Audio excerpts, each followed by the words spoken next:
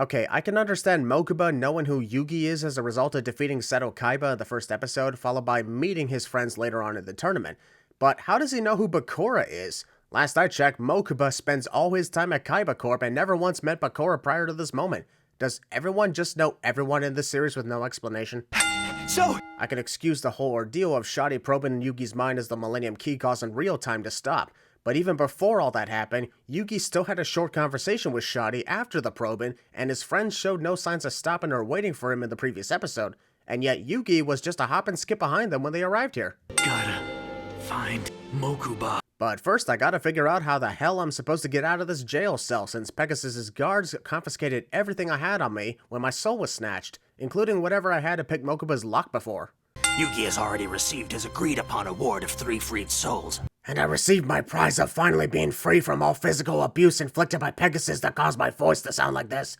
Now if you'll excuse me, I'm going to smoke another large pack of cigarettes. Good day. It's a card called the Ties of Friendship. Now we really are just making things up as we go along, because why would Pegasus create a Ties of Friendship card to the winner of the Duelist Kingdom tournament when his only plan was to annihilate the Kaiba brothers and Yugi to resurrect his deceased wife?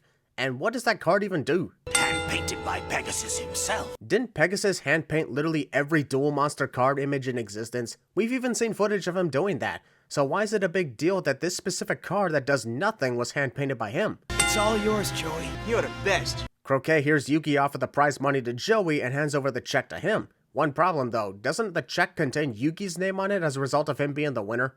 Now, we'd like you all to leave. How are they supposed to get off the island? The ship that brought them to Duelist Kingdom never returned, and all duelists who were eliminated were taken across the ocean by small little boats. Lucky for them, Seto Kaiba had a helicopter on the island, but how was Croquet expecting the gang to leave the island at all? It's not like Pegasus told him about the helicopter, as he is now incapacitated. It's me, Mokuba! We are now on the search for Seto, and the first thing we do is leave the castle, which likely locked their doors behind us.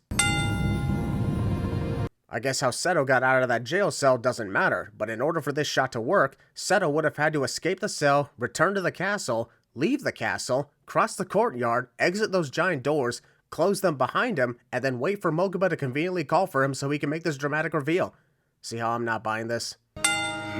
Seto reaches behind him to grab the locket containing Mokuba's picture, despite the fact that the locket was already in front of him as the image of the shot shows. I would have risked anything to save you, Mokuba. Thanks, but why did you risk absolutely everything just to abandon me over losing a card game? Shut up, Mokuba, or I'll leave you on this island too.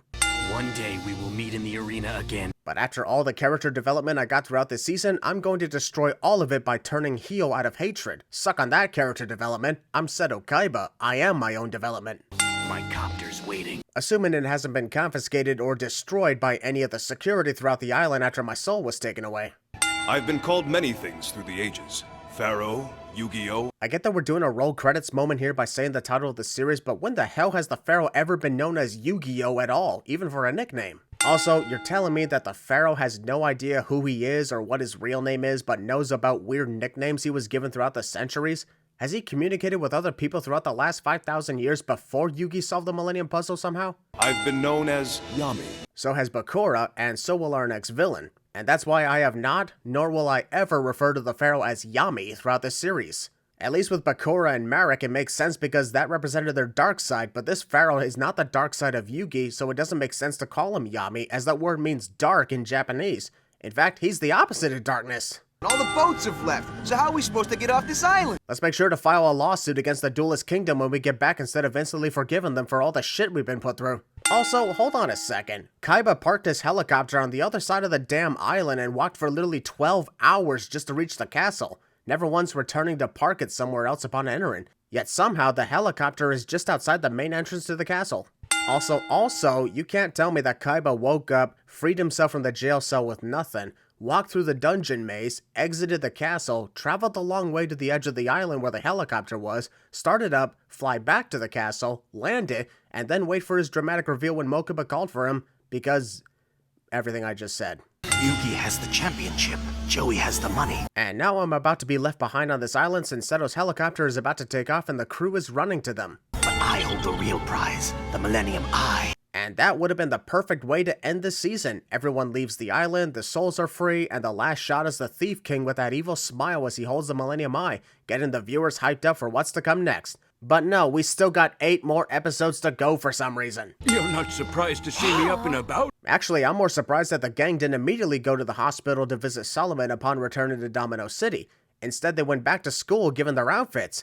And considering how much y'all never gave a damn about school before all this went down, why care now? This shot is the only one we ever get of Yugi's mother, who somehow hasn't become overprotective of her son after he went through life-threatening situations and had her father's soul taken away. Nope, she's perfectly fine with everything and we'll never see her again. You're okay! This isn't 4Kids censoring the hug, this is actually what happened. Why show a still shot of Yugi jumping into his grandfather's arms after all that? Really takes the emotion away. Also, if that last shot of the Thief King holding the eye wasn't to be the ending, then this should have been the end. But once again, nope, we still got more filler crap coming up. Grandpa, maybe you should go home and rest. It's always get home and rest for Solomon, even in situations when he hasn't gotten out of the hospital. He's old, but he's not that old. What in the world? I'm with you on this one. How the hell did we go from the culmination of the Duelist Kingdom mission to one of the most annoying characters in under 2 minutes? Are you saying I'm not a lady buster?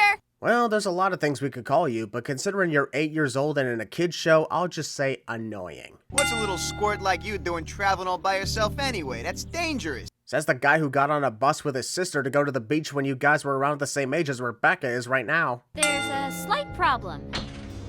Taya tells Rebecca there's a slight problem with the Blue Eyes White Dragon card she wants, but doesn't say a word. Does she think her Deadpool powers allowed Rebecca to see this flashback of Kaiba tearing it up in the first episode? Hey, I'm the #1 duelist in America. Well, we're not in America right now, so wait, are we? Probably don't know how to spell credential. You're supposed to be on my side. Joey Wheeler would be great at CinemaSins 2 expansion. After all this time, Tristan is still the biggest asshole who has no place on this team. It's just that card, it's, well... How difficult is it to say the word Seto Kaiba kidnapped my grandfather and tore the card in half? And later it's revealed Solomon has the pieces with him in his pocket, so why doesn't he just pull it out right now and show Rebecca the results? We had to waste 2 gosh darn episodes of this crap that could have been remedied by a single sentence and a pocket pull. So what are we all waiting for? Mokuba sees Rebecca and immediately runs away from the rest of the episodes involving this story. I send this because I wish I could join him. Get me the hell out of here now. Also, these guys had to go to Kaiba Land to duel? They couldn't have just went inside the game shop and dueled there? Sure, it would lack the holograms, but we could just cut to the ending and be done with it. Yup, you're a genius, Rebecca. The Pharaoh prepared himself to switch places with Yugi, saw Rebecca, and immediately went into hiding within the doors in his chamber. I will help you against all the forces of evil, Yugi, but with this situation, you're on your own. See ya. Witch of the Black Forest. Solomon sees Rebecca play the Witch of the Black Forest on her first turn and then instantly makes him connect that she is the granddaughter of his friend Arthur. That card is one of the most common throughout the game and probably has been the first move in thousands of duels, but that immediately confirms her heritage. Well, I'm waiting.